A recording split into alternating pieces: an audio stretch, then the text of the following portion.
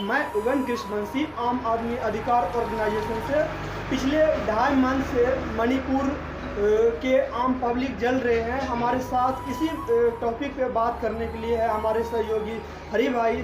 सबसे पहले आपको दिल से शुक्रिया हरी भाई, जो कि आपने कीमती समय देकर हमारे बीच इस महत्वपूर्ण टॉपिक पे बात करने के लिए आए। और ये जो 2.5 माह से मणिपुर के आम पब्लिक के साथ हिंसा हो रहा है, तो इस पे आप क्या कहना चाहेंगे? देखिए, हिंसा तो अपने आप में सही नहीं हो सकता है और ये एक तरह का गृह युद्ध बना हुआ है। और जब आपसी झगड़ा होता है तो सबको मालूम है कि जब आप खुद में झगड़ा करने लगते हैं तो ये बहुत ही खतरनाक स्थिति होता है। बाह्य झगड़ा से आपसी झगड़ा यानी कि अंदरूनी अशांति बहुत ही खतरनाक होती है। तो मणिपुर की जो बात है, मणिपुर में एक तरह का देखा जाए तो 2 जनजाति मुख्य रूप से है, जिसको हम एक मैतेई और एक कुकीज। मैतेई जिसका आबादी लगभग 60% है और 40% कुकीज है। और कुकीज को मणिपुर में आदिवासी या फिर ST में रखा गया है, उसको आरक्षण दिया गया है जल, जमीन और जंगल पे। और मैतेई को, जहाँ तक हमें मालूम है, मैतेई का ज़्यादातर पकड़ शहरी क्षेत्र में और राजनीतिक में यानी कि सरकार में ज़्यादा पकड़ मैतेई जनजाति को है। यानी कि उसको कुकी जाति को आरक्षण दिया गया है। विधानसभा में भी लगभग 19 सीट दिया गया है उसको आरक्षण। और मैतेई जो कि बाकी 41 सीट पर सभी लड़ते हैं, उसमें से 39 सीट मैतेई के हाथ में आता है। इस तरह से हम कह सकते हैं कि वहाँ पे कुछ अनबैलेंस है। कहीं सरकार में किसी को अधिक हक है तो कहीं जल, जमीन, जंगल से अधिक हक है। इस पे जो वहाँ के सरकार से, जो मणिपुर के सरकार से अगर जो नहीं संभल पा रहा है, तो इस पे क्या केंद्र में जो सरकार है, हमारे यशस्वी प्रधानमंत्री नरेंद्र दामोदर दास मोदी जी, क्या वो तो हर छोटे मुद्दे पे एक्शन लेते हैं? क्या सिर्फ विपक्ष के नेता पे ही वो एक्शन ले सकते हैं? और पिछले 2.5 माह से वहाँ हिंसा फैला है, इस पे क्या उसका क्या जिम्मेदारी बनता है? इस पे एक्शन नहीं ले सकते हैं? देखिए, आपने एक सवाल पूछा है, बहुत ही क्रिटिकल सवाल पूछा है।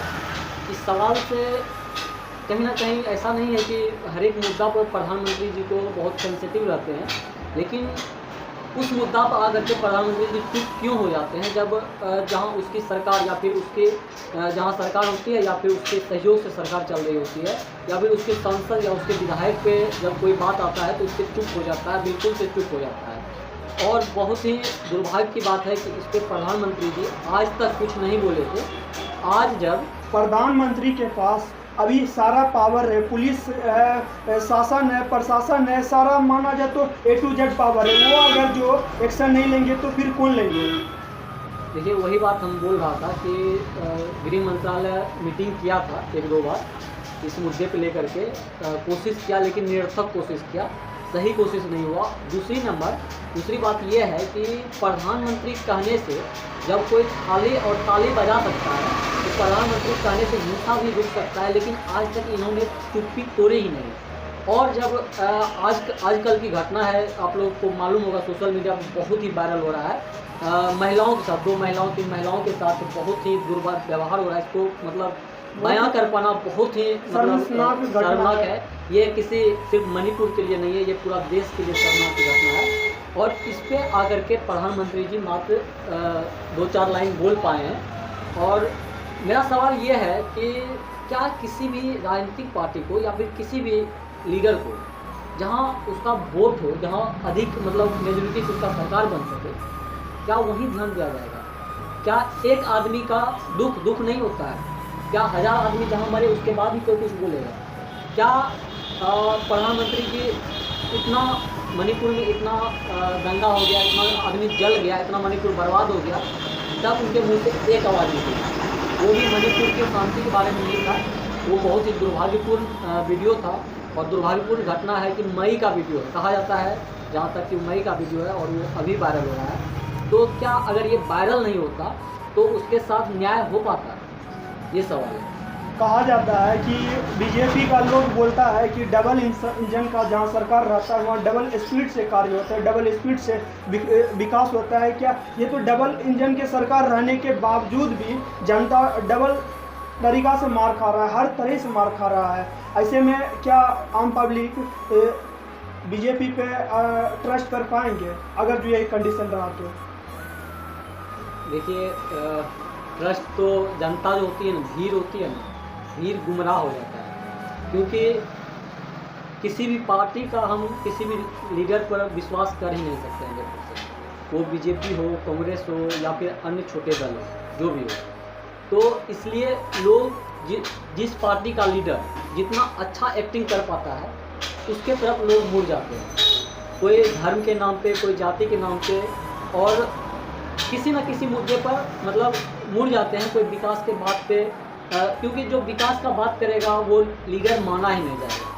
भारत का ये दुर्भाग्य है, यहाँ का एक माइंड सेट है कि जो विकास का बात किया वो मतलब नेता माना ही नहीं जाएगा, जो फेंका नहीं, जो झूठ नहीं बोला वो नेता नहीं माना जाएगा। आखिरकार हम लोग को कब तक ये सिचुएशन को फेस करना पड़ेगा? कब हमारा देश विकसित देश में आएंगे? कब हमारा जो आज आम पब्लिक है दर दर के ठोकर खाना बंद करेंगे? देखिए, बहुत कुछ पारदर्शिता हो रहा है धीरे धीरे, ऐसा नहीं, हम ऐसा बिल्कुल भी अनहोपफुल नहीं है, होपफुल है हम अपने देश के प्रति, हम अपने लोकतंत्र के प्रति।